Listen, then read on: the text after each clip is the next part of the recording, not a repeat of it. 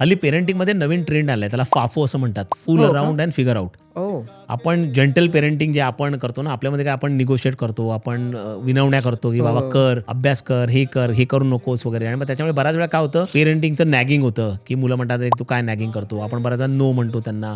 आपण बऱ्याच वेळा विलन होतो. तर समजा मुलगा म्हणाला, की मला होमवर्क नाही करायचं आता, बरोबर? तर आपण कसं करतो, विनवण्या करतो, की बाबा कर, इमोशनल ड्रामा करतो, की नाही केलंस तर काय काय प्रॉब्लेम होतील, आणि मग हट्टाने पेटवून करून घेतो. हं. फाफो जे आहे, फुल अराउंड अँड फिगर आउट मध्ये एकदा सांगितलं त्या मुलाला, की बाबा होमवर्क कर, नाही तर कॉन्सिक्वेन्सेस होतील. समजा मुलाला नाही केलं, दुसऱ्या दिवशी शाळेत गेला, टीचर्स ओरडतील किंवा ग्रेड्स कमी मिळतील किंवा एम्बॅरेसमेंट होईल, की क्लासमध्ये सगळ्यांनी केला, मी नाही केला.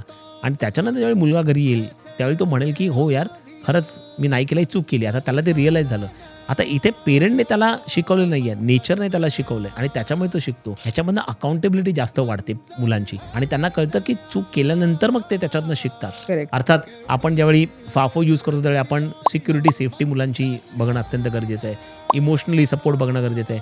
काही अशा गोष्टी तर करत नाही ज्या रिव्हर्सिबल नाही आहेत, नाही तर मग त्यांचं नुकसान होणार नाही. पण फाफो मेथडमधनं मुलांमध्ये अकाउंटेबिलिटी यायला आपल्या जेंटल पेरेंटिंगपेक्षा निश्चितच चांगला वाव असतो आणि म्हणून खरंय. फाफो पेरेंटिंग आजकाल बरंच फेमस झालंय.